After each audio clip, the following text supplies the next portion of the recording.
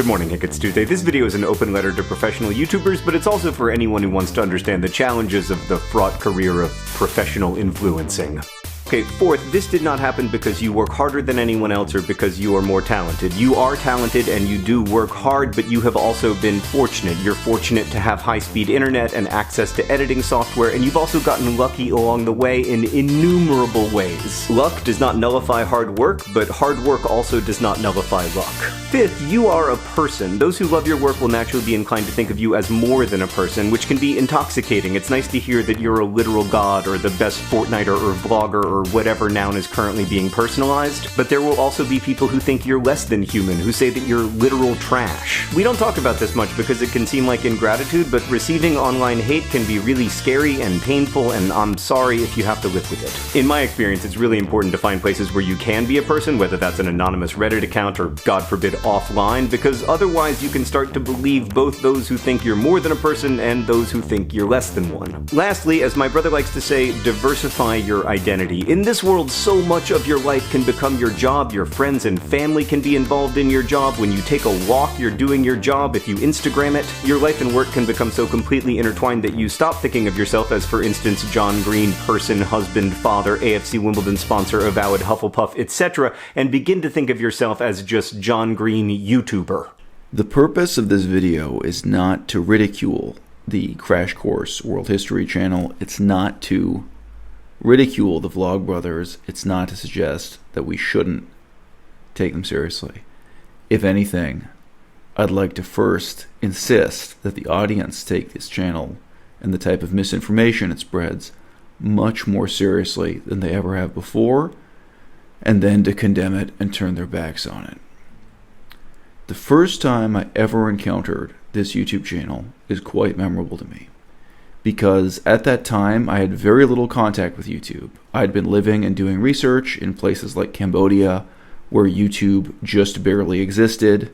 The internet existed. I used the internet for things like email, but a high bandwidth application like YouTube at that time was more or less unthinkable unless you had some very good reason to try to use it. And it occurred to me, this is now about 6 years ago, when I was first looking at YouTube and seeing the kind of range of content, it occurred to me to check who in the world today was making an effort to talk about the history of the revolution in Haiti. And right at that time, they had indeed uploaded Haitian Revolutions, CrashCourse World History, number 30. Now, as I get older in this life, I feel ever more keenly that the most precious and rare gift is to be paid to do research. When I was a much younger man, I was paid, very briefly, to do research on the history of Haiti, specifically the history of the Haitian revolutions, and I threw myself into that opportunity with gusto. I did 10 times more research than I needed to. I did 100 times more research than I needed to within the remit of the very simple assignment I was given, and the research I did was ultimately for a museum of the African diaspora, and a very, very tiny portion of that museum discussed the history of the revolution in Haiti. In watching that video now, approximately 6 years ago, I had the horrifying feeling as the minutes ticked by that I knew infinitely more about this topic than the people making the video. That I cared infinitely more about this topic than the people making the video.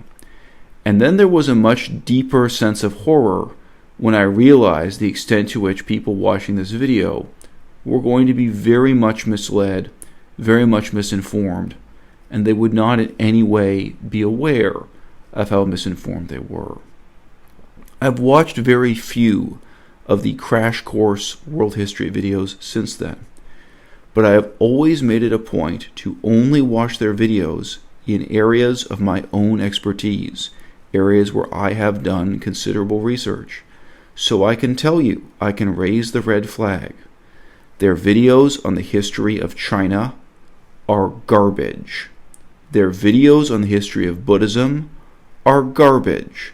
Their videos on the history of Asia, all that I have seen, are garbage. And I have to be honest with you, they're dangerous.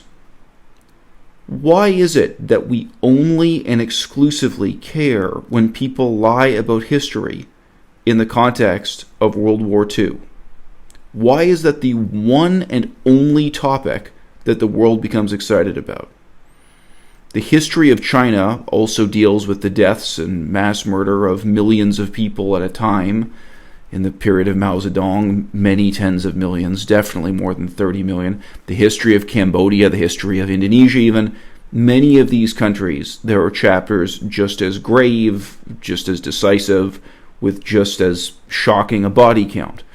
But even moving beyond that, I admit, for example, the history of Haiti is in some ways small in scale, but it's a microcosm of everything that was wrong with the world slave trade, everything that was wrong with both the old empire of France and with the failed ideals of the French Revolution and the regime of Napoleon that came thereafter. We can learn a tremendous amount even from studying a chapter of history like the history of Haiti, the Haitian Revolution. It's of tremendous instructive value, and it really does hurt me to see it misrepresented and portrayed in the way that it is. We have to take the Crash Course YouTube channel seriously, because each of these videos reaches millions of people. Haiti, this must be one of their least popular videos, is 2.3 million.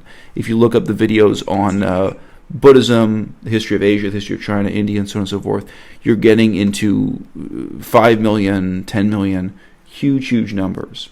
I've been a critic of many university professors and the authors of books, reasonably well-selling books that were covered in newspapers, and I can say that probably none of my university professors ever reached an audience of so many millions of people.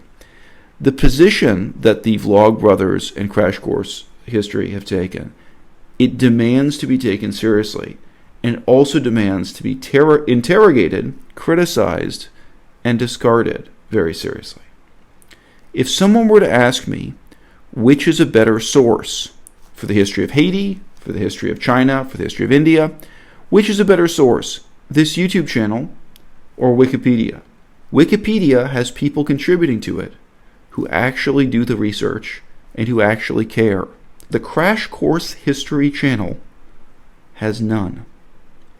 And point two, on Wikipedia, when errors are made, other authors, other contributors point out those errors and they get corrected. Tell me, you can tell me in the comments below this video, do you know of any example in their whole empire, the Crash Course YouTube channel, the Vlogbrothers, do you know of any example in which these two men, realizing that they were wrong, realizing that they were speaking out of blithe ignorance and after a very casual, they don't even read one book on most of these topics before making a video, let alone a comparison of multiple sources. Do you know of any example where they went back, deleted a video, or amended a video, added new information, deleted errors, in which they made corrections? Because Wikipedia, as badly flawed as it may be, is open to corrections every day. I mean, really, people like to disrespect my crew, but the fact is that you know my name and I don't know you.